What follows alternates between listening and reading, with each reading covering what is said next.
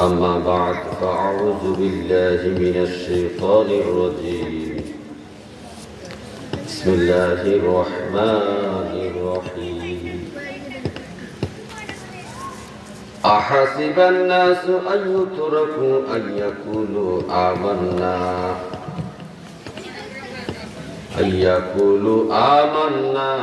وهم لا يفتنون صدق الله مولانا العظيم وصدق رسوله النبي الكريم الآمين قال النبي صلى الله عليه وسلم أشد الناس بلاء الأنبياء ثم الأمثال فالأمثال أو كما عليه الصلاة والسلام إن الله وملائكته يصلون على النبي يا أيها الذين آمنوا صلوا عليه وسلموا تسليما صلى على حبيب خدا صلى على محمد صلى على حبيب خدا صلى على محمد মানব সে ফুটল রে ফুল নজির বিহীন মানব সে ফুটল রে ফুল নজির বিহীন ফুলের আসে দেশে দেশে ঘুরিতে নহিন সলে আলা হাবিবে খুদা সলে আলা মুহাম্মাদিন সলে আলা হাবিবে খুদা সলে আলা মুহাম্মাদিন আম্বিয়া আউলিয়ারা যে নামে বিলি আউলিয়া আম্বিয়ারা যে নামে বিলি সে নামে মুরিতে ডাকি আমিন আমিন সল্লে আলা হাবিবে খুদা সল্লে আলা মুহাম্মাদিন সল্লে আলা হাবিবে খুদা সল্লে আলা মুহাম্মাদিন اللهم صل وسلم اللهم صل وسلم عليه وآله معه أجمعين اللهم صل وسلم اللهم صل وسلم কি করিলে বব বাজারে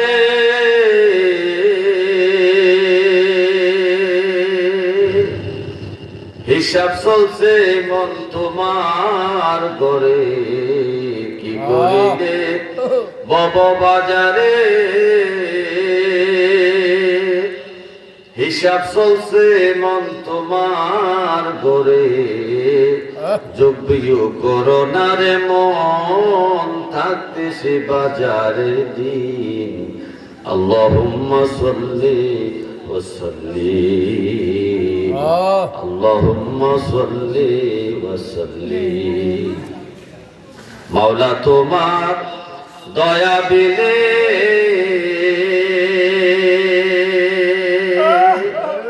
কার সাধ্য আছে তোমায় সাধনে মাওলা তোমার দয়া বিলে কার সাধ্য আছে তোমায় সাধনে দাবি মোদের তোমার বন্ধু রাহমাতাল লিল আলামিন। আল্লাহুম্মা সাল্লি ওয়া সাল্লিম, আল্লাহুম্মা সাল্লি ওয়া সাল্লিম। আলহামদুলিল্লাহ বলেন। আলহামদুলিল্লাহ। আজ প্রখ্যাত ওলিয়ে কামেল শাহ সুফি ফকির হযরত জাফর আলী শাহ রহমতুল্লাহ আলাইহির স্মরণে ৩৫তম বর্ষের উরুস ও ওয়াজ মাহফিলের সম্মানিত সভাপতি, অত্র দরবার শরীফের বর্তমান গদ্দিন শিল্পী সাহেব আলহাজ মোহাম্মদ মুসলিউদ্দিন শাহ রাহিমাহুল্লাহ, এবং আজকের এই মাহফিলে প্রধান অতিথি আশিক রাসূল হযরত মাওলানা মুফতি আবু তাহের বকশী ইশা হুজুর কিবলা মাদ্দাজুল্লাহ আলী সহ দিগার ওলামায়ে কেরাম পর্যন্ত তাড়াতাড়ি করতেছে সময়, সবার নাম নিতে পারতেছি না, এই জন্য আমি ক্ষমা প্রার্থী সবার কাছে। সবাইকে পর্দানিশে মা বোন সহ সবাইকে সালাম দিচ্ছি, আসসালামু আলাইকুম ওয়া রাহমাতুল্লাহি ওয়া বারাকাতুহু। ওয়া আলাইকুম আসসালাম। মহান আল্লাহ তাআলা আমাদেরকে লক্ষ্য উদ্দেশ্য করে বলছে, আমরা যারা আল্লাহর সৃষ্টি, আল্লাহর বান্দা হিসেবে আমরা যারা দাবি করি, যারা আমরা মুসলমান, যারা কলমা পড়ে ইমানের প্রত্যেকটি শাখা প্রশাখা বিশ্বাস করে যারা আমরা মুমিন মুসলমান হয়েছি, আমাদেরকে লক্ষ্য করে রব্বে কারীম বলতেছে, হাসিবান নাসু আইয়ুতরাকু আইয়াকুলু আমানা ওয়া হুম লা ইফতানুন। রে আমার বান্দারা, তোমরা কি মনে করছো যে তোমরা ঈমান আনছো, আমরা ঈমানদার, এতটুকু কথা বললেই আমি তোমাদেরকে ছেড়ে দেব, তার মানে জান্নাত দিয়ে দেব? ছেড়ে দেওয়া মানে কি? আল্লাহ যদি সাইডে দেয় হাসরের মাঠে, দুনিয়াতে এবং হাসরের মাঠে সাইডা দেয়, তাহলে তো জান্নাত। তাহলে কি জান্নাত? আল্লাহ সাইডা দেওয়া মানে বিনা হিসেবে জান্নাত, ঠিক না? আল্লাহ তাআলা বলছেন, তোমরা যে দুনিয়াতে বসবাস করছো, তোমরা ইমানদার দাবি করতেছো, মুসলমান দাবি করতেছো, তোমরা কি মনে করো মুসলমান আর ইমানদার দাবি করলে আমি তোমাদেরকে ছেড়ে দেব, আমি তোমাদেরকে পরীক্ষা করব না? তোমরা আসলে কি ইমানদার না মুসলমান, আসলে ইমানদার কিনা মুসলমান কিনা আমি তোমাদেরকে পরীক্ষা করব না? তার মানে আল্লাহ পরীক্ষা করবেন। মুসলমান হইতে হইলে পরীক্ষা দিতে হবে। এখন কি দিয়া পরীক্ষা দিবেন? রব্বে কারীম বলতেছেন, ওয়ালা নাবলুওয়ান্নাকুম বিশাইইন মিনাল খাউফি ওয়াল জু'i ওয়া নাকসিম মিনাল আমওয়ালি ওয়াল আনফুসি ওয়াস সামারাত ওয়া বাশশিরিস সাবিরিন। আল্লাহ তাআলা বলেন, নিশ্চয়ই আমি তোমাদেরকে পরীক্ষা করব। কি দিয়ে? ভয় দিয়ে, ওয়াল জু'i ক্ষুধা দিয়ে, তোমাদের ধন সম্পদ জানমালের ক্ষতি দিয়ে, তোমাদের ফল ফলাদির ফসলের ক্ষতি দিয়ে। এগুলো তো খাস ভাবে বলছেন, কিন্তু আমভাবে অনেক কিছু মাধ্যমে তোমাদেরকে কি করবো? পরীক্ষা করবো। আর এই পরীক্ষায় যারা ধৈর্য ধারণ করতে পারবে, আল্লাহ তাআলা তার হাবিবকে বলেছেন, হাবিব আপনি বলে দেন ওয়াবাশশিরিস সাবিরিন, যারা ধৈর্য ধারণ করবে এই সমস্ত বিপদ আপদে, তাদের জন্য সুফল আছে। সুবহানাল্লাহ। এখন প্রশ্ন হলো, আমরা কতটুকু পরীক্ষা দেওয়ার জন্য প্রস্তুতি নিচ্ছি? সামান্য একটু বিপদ আসলেই তো আমরা হাইওতা শুরু করি। আল্লাহ তাআলা তো আম্বিয়া কেরামকে পরীক্ষা নিয়েছেন বিভিন্ন মাধ্যমে। নবীজি বলেছেন, সাহাবায়ে কেরামকে যখন মক্কা মদিনার মধ্যে অনেক নির্যাতন করা হচ্ছে, তখন নবীজির কাছে আইয়া বিভিন্ন রকম বিচার দিতেন, ইয়া রাসূলুল্লাহ আমাদেরকে রাস্তাঘাটে এইভাবে মারে, এইভাবে আমাদেরকে কাফের অত্যাচার করে, আমরা কত সহ্য করব? তখন নবীজি বললেন, তোমরা কি বলো?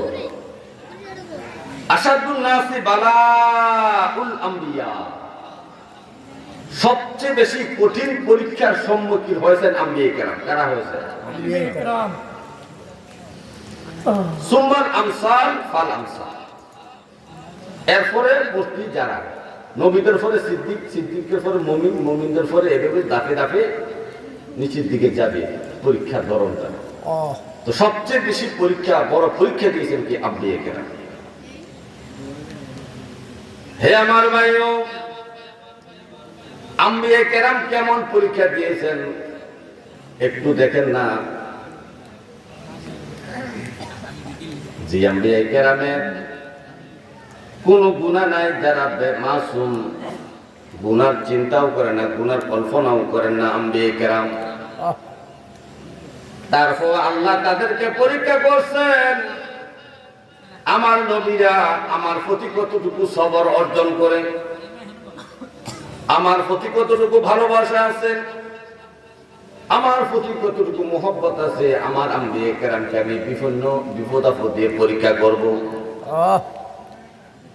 হযরত নূহ আলাইহিস সালামকে পরীক্ষা করেছেন তার উম্মত দিয়ে এবং তার বিবি দিয়ে। যেমন জাতির উপরে, যেমন জাতির কাছে নূহ নবীকে প্রেরণ করেছেন, যে নূহ নবী 950 বছর ইসলামের দাওয়াত দেওয়ার পরেও তারা ইসলাম গ্রহণ করলো না, সামান্য কিছু লোক ছাড়া। 950 বছর দাওয়াত দেওয়ার বিনিময়ে 80 থেকে 82 জন মুসলমান হয়েছে। নূহ আলাইহিস সালাম প্রতিদিন যেথায় যাইতেন, বাজারে যাইতেন, দোকানে যাইতেন, হাটে যাইতেন, যেথায় যাইতেন, যেখানে মানুষ দেখতেন, মানুষের সামনে সুন্দর দাঁড়ায় উনি বক্তৃতা দেওয়া শুরু করতেন, খুতবা দেওয়া শুরু করতেন, আল্লাহ ওয়াহদানিয়াতের পরিচয় দেওয়ার জন্য তাদের সামনে দাঁড়াইয়ে যাইতেন। অথচ এই জাতিরা এত খারাপ ছিল যে বাবা তার সন্তানকে ওসিয়ত করতো, এ আমার সন্তান, আমাদের এলাকায় নূহ নামে একটা ব্যক্তি আছে, তার কাছে তোমরা যাইবা না, তার কথা তোমরা শুনবা না। এমন ভাবে ওসিয়ত বাবা তার সন্তানকে করে যেত, দাদা তার নাতিকে ওসিয়ত করে যেত। তারপর আল্লাহর নবী নূহ এই সমস্ত মানুষের কাছে 950 বছর ইসলামের দাওয়াত দিয়েছেন। মাত্র 80 থেকে 82 জন লোক ছাড়া আর একটা লোক ইসলাম গ্রহণ করলো না।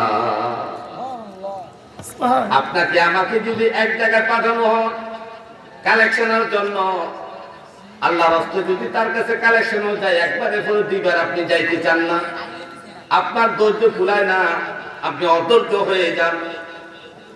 আর আল্লাহর নবী নূহ আলাইহিস সালামকে একটা মানুষের কাছে শতে বার কালমার দাওয়াত দিয়ে পাঠাইছেন। তারপর আল্লাহর নবী অধৈর্য হন নাই, ধৈর্যের সহিত আল্লাহ তাআলার ভালোবাসা অর্জন করেছেন। শুধু তাই নয়, তার ঘরের মধ্যে আল্লাহ তাআলা অবাধ্য একটা স্ত্রী দিয়েও নূহ নবীকে আল্লাহ পরীক্ষা করেছেন। হে আমার ভাইও, নূহ আলাইহিস সালামের স্ত্রী এত অবাধ্য ছিল। নূহ আলাইহিস সালাম 950 বছর দিনের দাওয়াত দিলেন, দেওয়ার পরেও সামান্য কিছু মানুষ মুসলমানিত্ব অর্জন করলো।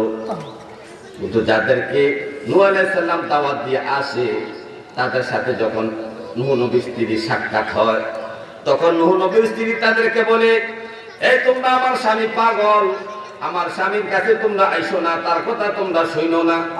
দেখো না কত বড় পাগল, মরুভূমির মধ্যে জাহাজ বানাইছে, এখানে পানি কোথায়, কোথায় নৌকা চলবে, কোথায় নৌকা নিয়ে ভিড়াবে, অথচ মরুভূমির চতুর্দিকে কোনো নদী নাই, এই মরুভূমির মধ্যে নৌকা বানাইতেছে আজ কয়েক বছর লাগাইয়া। দেখো না আমার স্বামী কত বড় পাগল, সুতরাং আমার স্বামীর কথা তোমরা শুনো না। বউ যদি মানুষের কাছে কথা বলে, তাইলে মানুষ কি আর তার কাছে আসবে? এরকম পরীক্ষা করেছেন। হে আমার ভাইও, হযরত লূত আলাইহিস সালামকে অবাধ্য জাতি দ্বারা পরীক্ষা করেছেন এবং অবাধ্য একটা স্ত্রী দ্বারা পরীক্ষা করেছেন। হে আমার ভাইও, হযরত আইয়ুব আলাইহিস সালামকে আল্লাহ তাআলা পরীক্ষা করেছেন অসুস্থতা দিয়া, রোগ দিয়া, বিমার দিয়া। আপনারা জানেন না? জি। হযরত আইয়ুব আলাইহিস সালামের যে ধরনের বিমার হয়েছে, এরকম বিমার এখন পৃথিবীর মধ্যে কারো নাই।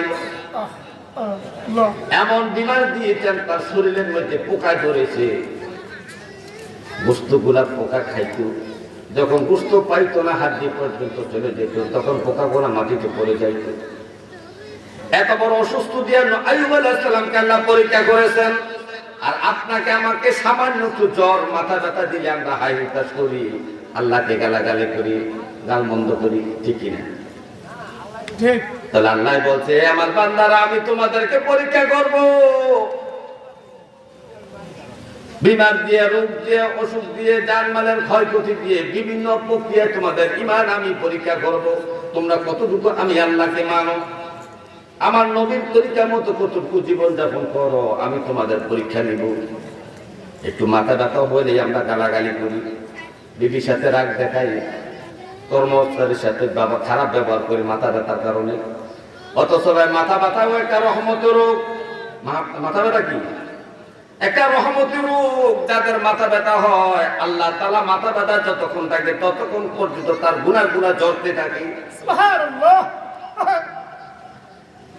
এই মাথা ব্যথা রোগ আম্বিয়া কেরামের ছিলেন, প্রত্যেকটা আম্বিয়া কেরামের, প্রত্যেকটা নবীর মাথা ব্যথা রোগ ছিল। মাথা ব্যথা করতো, মাথা কামড়াইতো, মাথা অনেক যন্ত্রণা করতো, জ্বালাপোড়া করতো মাথা। সমস্ত আম্বিয়া কেরামের এই মাথা ব্যথা রোগটা ছিল। এই জন্য নবী যে বলছেন, আমার উম্মত কারো যদি মাথা ব্যথা হয়, মাথা ব্যথা হইলে মাথা ব্যথাকে তোমরা গালি দিও না, এটা রহমতি রোগ। যাদের এই রোগটা হয় তাদের প্রতিনিয়ত প্রতিক্ষণে তাদের গুনাহ শরীর থেকে ঝরতে থাকে। জোরে জোরে বলেন সুবহানাল্লাহ। আল্লাহ মাথা ব্যথা দিয়ে আপনাকে পরীক্ষা করছে, শুধু পরীক্ষা নয়, আপনার জীবনের গুনাহগুলো আল্লাহ ঝরাইয়া দিচ্ছে। অথচ আপনার ধৈর্য নাই, আপনি ধৈর্য ধারণ করতে পারছেন না, আল্লাহ তাআলার এই পরীক্ষায় আপনি পাস করতে পারলেন না। কারো যদি জ্বর হয়, মানুষ আবল তাবল গালাগালি করে। জ্বর হলে, অথচ জ্বর হলো একটা জান্নাতি রূপ, রহমতি রূপ। প্রত্যেকটা নবীর জ্বর হয়েছে, প্রত্যেকটা ইমানদার মুমিন মুত্তাকি মৃত্যুর আগে জ্বর হবে, মৃত্যুর আগে জ্বর হইয়া মৃত্যুবরণ করবে, এটা ইমানদারের একটা লক্ষণ। সমস্ত আম্বিয়া কেরাম মৃত্যুর আগে তাদের জ্বর হয়েছে। আমার নবী ইন্তেকালের আগে আল্লাহর নবীর সাহাবী বলতেছি, ইয়া রাসূলুল্লাহ, আপনার গায়ে এত জ্বর, মনে হয় যেন দ্বিগুণ হচ্ছে বেশি জ্বর। নবী বলতেছে, আমার সাহাবারা শোনো রে, আমরা হইলাম নবী, আমাদের পরীক্ষা বড়। তোমরা একজনের জ্বর যেই পরিমাণ হয়, আর আমাদের নবীর গায়ের মধ্যে তোমাদের দুইজনের জ্বরের সমান জ্বর হয়। জোরে জোরে বলেন সুবহানাল্লাহ। আপনার জ্বরের মাপ যদি 103 ডিগ্রি হয়, তাহলে নবীজির শরীরের জ্বরের মাপ তো ছিল 206 ডিগ্রি। আপনি 103 ডিগ্রি হইলে বেহুশ হইয়া যান, পাগল পারা হয়ে যান। আর আমার নবীকে আল্লাহ কত বড় পরীক্ষা করছে, 206 ডিগ্রি জ্বর দিয়েও নবীকে পরীক্ষা করেছে। হে আমার ভাইও, নবী যে বলছেন জ্বর একটা রহমতি রূপ। এই রোগটা যাদের হবে, জ্বর যাদের হবে, তাদের শরীর থেকে গুনাহ ঝরে পড়বে।